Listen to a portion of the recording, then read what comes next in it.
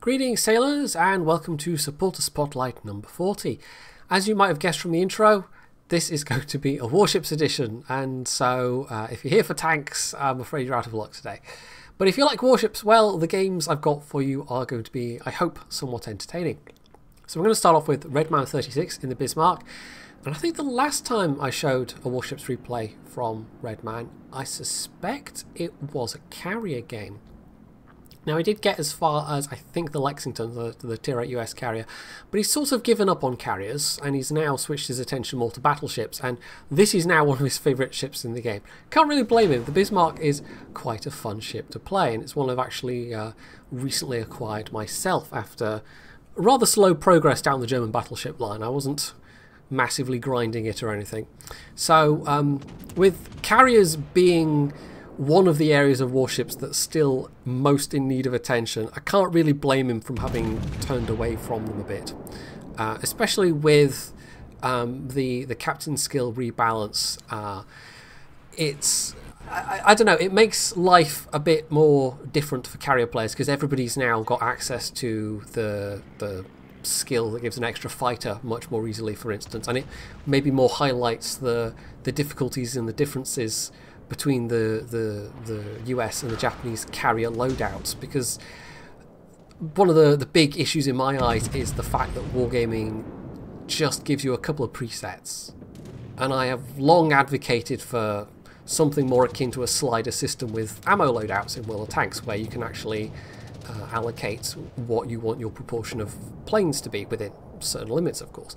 But no, wargaming have taken the somewhat monolithic approach, and that, along with other issues, I mean the UI for instance, that's another major bugbear of carrier players in particular, how unresponsive it can be at critical moments. I can't really blame people for not wanting to play carriers, and I do think carriers have a place in warships generally, but in their current state, yeah, they definitely need some work. So anyway, as you can tell, he's got the secondary spec. I'm pretty sure he's got manual AA focus, not manual AA, manual secondary focus on this thing. And he's found himself an Iowa who has massively overcommitted and is now trying to turn to escape. And, well, even with the accuracy of German battleship guns, yeah, at this range it would be quite difficult not to do a reasonably substantial amount of damage. That was a double citadel. He's also getting all kinds of hits with his secondaries, because of course he is, and so this Iowa, yeah, he's not having a good day. He's really not having a good day, and it really was a rather poor play on his part. Not even just the turning broadside, but committing to this cap so early and committing so hard. He's kind of screwed himself, and in fact now he's turning back broadside, and I don't know why, but that was fatal. That was literally fatal. So that's a nice start. 64k damage from that Iowa. He wasn't the only one doing damage to him, of course, but I'm sure he got the lion's share there. So that's a pretty nice early kill. That's an enemy top tier battleship. So they've secured A, but they don't have any of the other caps yet, and most of their team does seem to be clustered around this end of the map. So if they want to make a push out from here, it's kind of the battleships that have to lead the way. And there aren't too many enemy destroyers to worry about, but there is a tier 8 enemy carrier, or there's a tier 8 carrier on each team. Their own team has a Lexington, and the enemy team's got a Shikaku, so lots and lots of torpedo bombers, potentially. They're not going for him yet, though. They appear to be picking on Gneisenau at the moment, so that leaves Redman clear to engage this Bismarck. He's also got a Tirpitz shooting him from the north, and then there's a Rune on the one line that's also been putting some fire in, and theoretically the destroyers to his west are screening for him and maybe going to do something about that Rune, but it's a little harder to take out a cruiser with torps than it is with guns in this case, because it's easier to dodge torpedoes. So that Bismarck goes down, not Redman's kill, but that's another big chunk of damage. And you might guess, just from the nature of this ship, I mean, he's taken a bit of a battering himself, but I think he's given as good as he's gotten in this one so far. There's going to be quite a significant proportion of damage done just from his secondaries and fires set by his secondaries. And that's one of the strongest features of the Bismarck, as I'm sure everybody is aware at this point, is you can just get all that bonus damage if you've got the right setup. And it pretty much is the setup you want to be using on the Bismarck. I mean, you can use other setups, but it's not really going to be playing to the strengths of the ship so much. So he's possibly trying to avoid getting close enough to the turrets to get torped in the face, and he was maybe showing a bit too much broadside. He's also still got the runes shooting at him from the other side, so that's not been taken care of.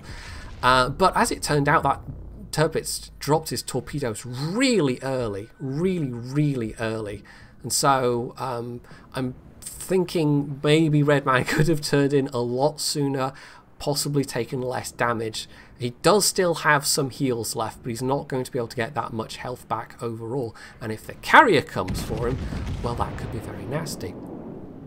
Now, I don't know about the rest of his captain skills. Almost certainly he's got the AFT captain skills, so he will have better range on his AA guns. But unless he's got manual focus AA as well. I mean, manual focus AA on German battleships generally does very well, because your long range guns tend to be those dual purpose, like 15 centimeter secondaries and 105 mil secondaries. Actually, no, I think it is just the 15 centimeters. I think 105 mils throw AP. But even with the doubling of your long-range AA, you know, a Tier 8 carrier, a Shikaku in particular, might well be able to get enough planes through to kill him, because it's only going to take like one torpedo. It's not like this has got particularly good torpedo bulge protection. He's also got this rune still to deal with, except now he's dead, which is quite nice. The destroyers finally knocked him out, so that was a little bit hairy, a little bit close, but he's still in the fight just about. Now they've secured the middle cap at this point.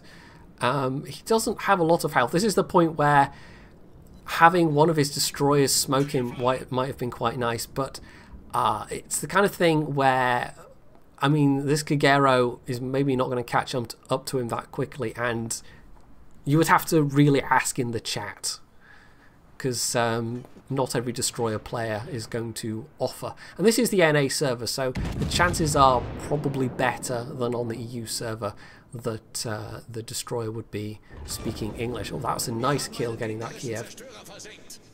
So, yeah, having a bit of smoke at this point where it could just sit here and pelt some shells at these spotted ships would be quite useful, but this Kagero, is he going to do it? No, I don't know. He might not even have smoke left at this point. Who knows?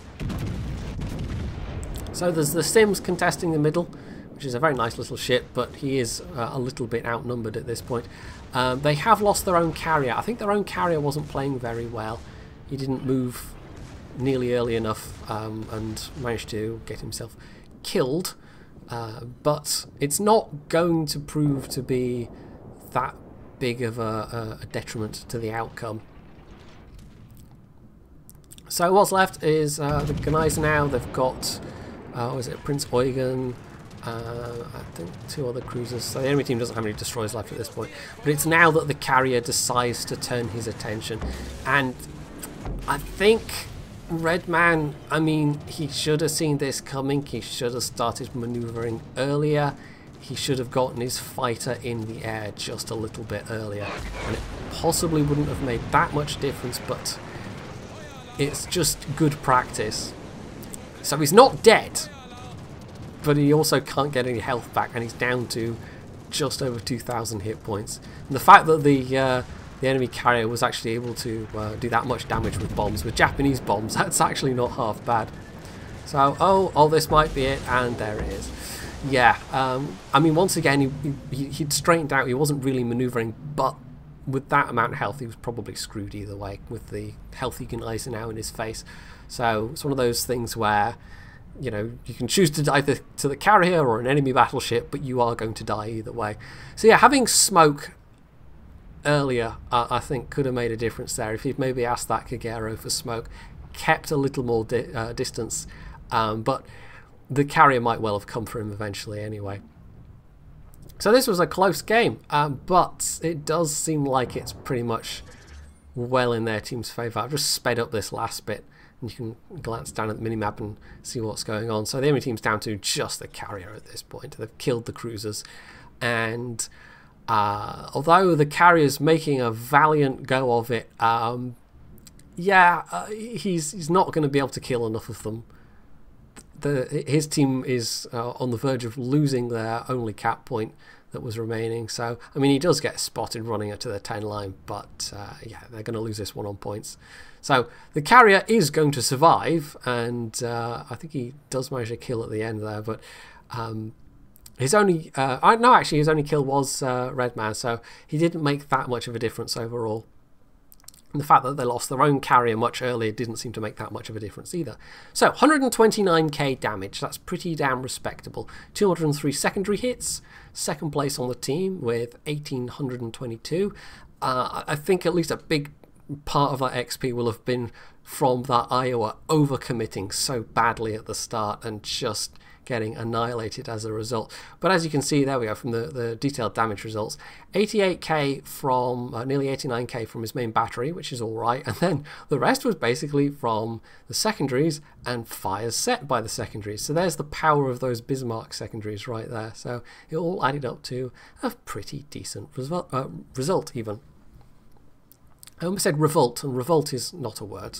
It's definitely not a word. I don't even have the excuse of, oh, I'm recording this late at night, which sometimes I have the excuse of. No, this is like 4 o'clock in the afternoon, so definitely don't have that excuse. Second replay, and this time it's a little bit different. It's the Mioko, and I don't think I've had a Mioko game on the channel for a while. It's a top tier game, so the last one wasn't because it was a tier 9 game, but this time it is top tier, and the Mioko does do very well for itself when it's top tier. It maybe struggles a bit more in tier 9 games, but overall it's a very nice ship. It's a bit of a fan favourite for a reason, not even counting all the ARP versions of it. It's just a very nice cruiser. Now the biggest downside of the Japanese cruisers generally is the turret traverse is not good, but otherwise they've got generally fairly usable torpedoes, although from the Mioko onwards they're a bit trickier to use because of the rather limited arcs, but they've got a good range, they've got a good damage potential. So yeah, the torpedoes are nice, the guns hit fairly hard, you've got a very good fire chance on those 8-inch shells. It's just an all-round nice package. And the biggest disadvantage really is the turret traverse time, which is something you just need to plan around, basically. So Darnith here, he's being rather aggressive going into sea this early. This is something I'd maybe try in a faster destroyer or a cruiser with really good stealth, but that's not something that the Mioko particularly has. He does have company, he's got this Königsberg next to him, but that's a tier 5 cruiser. So it's a big risk because they don't know what they're going to meet. There could be battleships steaming around that corner, there could be all of the enemy destroyers. It's rather hard to get away from this once you've committed, and there is that gap where you can run down through the middle, but then you potentially expose yourself to fire from anything else that's turned up there. So far though, it's just an Emerald and a Shaw's. The Emerald's not so dangerous, and in fact he's taken half the Emerald's health already just about, but the Shaw's potentially could be. The Shaw's could be rather nasty indeed, and in fact he's just lost one set of torpedo tubes from the Shaw's HE already. But so far there's nothing else. So this is one of those times when somebody takes a risk and gets away with it. And sometimes you do just have to take a risk, but this is not... I wouldn't categorise this as one of the times when you have to take the risk. It's one of those times when you can take the risk. And in this case he did, and it's paid off. They've gotten the cap, and there doesn't seem to have been a lot of the enemy team coming here, and there certainly aren't any destroyers here. So they've gotten A and they've gotten C, which is nice. It puts the onus on the enemy team because they've now got more cap points. But because they've gotten cap points at the opposite end of the map, it's not like they can support each other very well. Now, to be fair to Darnith, I mean, he might have looked at the mini-map and seen that there was a Bayern coming over here and that there was a Mayhem that had spawned, and the carrier's also on this side. So he might have come into this and, oh, oops, well, I don't think he meant to clip the Königsberg, but never mind. He does apologise for it. Yeah, he might have come over here thinking, okay, I've got quite a lot of support. But unfortunately, that's going to turn out not to be the case, because two of the enemy destroyers and the carrier basically intercept the Bayern and manage to actually kill the Bayern, and their own Mayhem turns out to be completely AFK. He doesn't move the entire game. He ends up with a score of 0 and basically does nothing. So no battleship support. The battleship's dead. The Mayhem is going to die very soon. The carrier is going to die very soon because he's now alone and unsupported, and he's got multiple destroyers and a cruiser. Is that even a battleship that's about to pull down there? I think it might be. Yeah, it's a Gneiser now. So yeah, the carrier's screwed. That's not good. That's a big chunk of points that they've lost. And so that leaves Darnith, this Königsberg, and a Fujin that had come up through the gap between the islands, basically isolated from the rest of the team, who are all the way over on the other side. It's not ideal. The enemy team, meanwhile, they do seem to be rather clustered around the middle, the ones that we've seen, but there are also quite a lot of them that we haven't seen yet. So there's at least a couple unaccounted for, and where those guys pop up might prove to be rather important.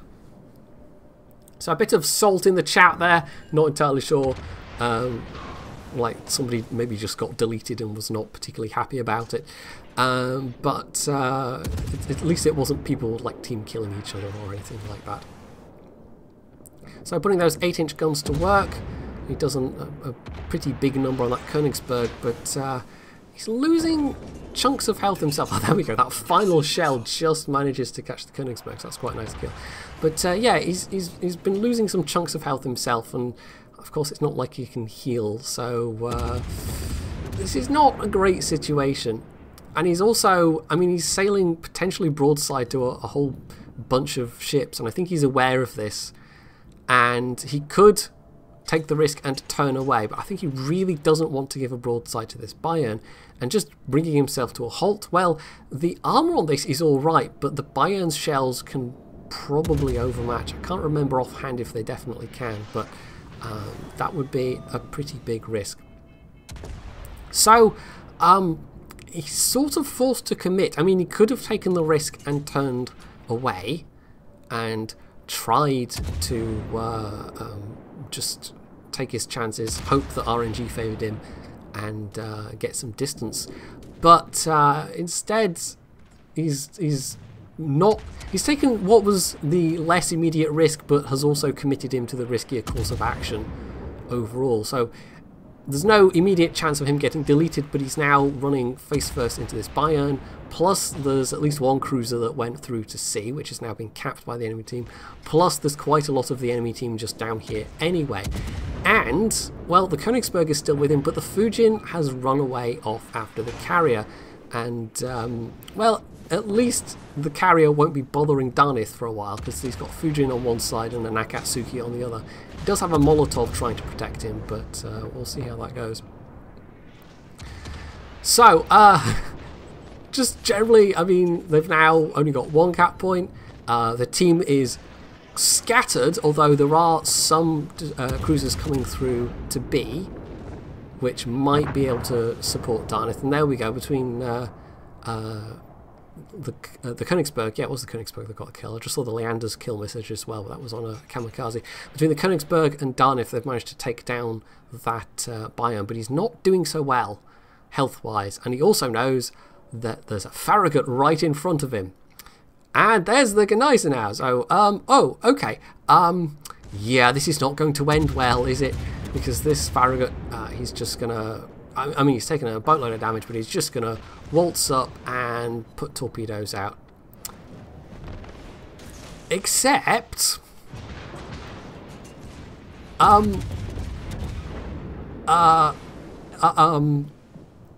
okay.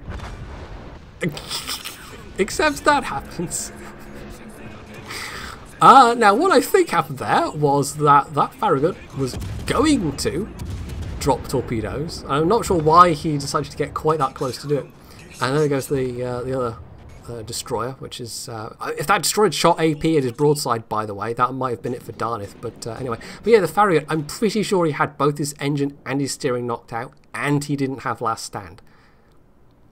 So that combination of circumstances meant that he just lost control of his ship, and instead of being able to complete his turn, bring his tubes round, and basically drop them in Darnith's face, which I don't think he needed to get that close to do it, but he tried it anyway. But instead he just drifted out of control and bumped into Darnith and died, and Darnith lived.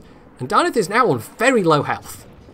And surely this Furataka would have had his guns around to... no, apparently not. Okay, so once again, Darnith just gets to live and get away with it. The Gneisenau actually went north and just kind of ignored Darnith, maybe assuming that one of the destroyers would kill him. So the enemy team has had multiple opportunities to kill Darnith at this point, and has failed to do so. And I think Darnith is probably as bemused as the rest of us. So for the count, that's 2 destroyers plus a cruiser that have failed to kill him. And this Furataka could have another go, but he's maybe now concentrating more on that Leander. So Darnith can just keep plugging away, and he's actually able to get some distance. So if you had assumed, as I had, when initially watching this replay, that when he made that commit, when he decided to go in and keep his bow towards the Bayern, and then encountered all these enemy ships, that would be it. That he would die a glorious death, and then it'd be left to the rest of his team to actually clinch the deal. Because this has come down to being a really close match. The enemy team were reasonably well ahead at one point. But instead, multiple enemies failed to kill him when they easily could have done so. So yeah, I won't say this was any kind of example of excellent tactical anything, because it really was down to the enemy team derping and derping hard. But it just goes to show that, you know, if the enemy team do derp hard, you absolutely can and should take advantage of it. It's just not a thing that you should be counting on. And it's actually, sometimes you can get caught out by, you're expecting the enemy team to be playing, or, you know, to do certain things in a certain way, to be playing at a certain level, and then they'll do something incredibly derpy, and it just throws you for a loop because you're not expecting it. So sometimes it's the derpy things that are harder to deal with than people playing well, almost. Yeah, in that case, well, I don't really know what to say. It was just such a silly, unexpected thing. And having that Farragut just gently drift into him, I thought that was a rather amusing moment, and I think Darnith did too. So, nearly 77k damage, top of the team, 1900 base XP. Yeah, despite the fact that they were basically a ship down, that the Mayhan was effectively not in the game, that was a pretty good result. And the enemy team just letting him get away with that, well, that was just the icing on the cake, really. If he died at that point, they might still well have won. But it might have taken just a little bit longer to do so, because it was really turning against the enemy team by that point. So, yeah, that was more of a silly game than a serious game, but sometimes the silly games are amusing to watch too, and you can still maybe learn things from them, but maybe less so than some truly skilled bit of gameplay. Maybe the thing you learn is, don't let people get away with that. Yeah, I don't know. That was just a bit ridiculous. So hopefully you have enjoyed this pair of replays, and if you have, you can leave any comments below. You can hit the like button, you can sub to my channel if you haven't already, and as always, stay tuned for more.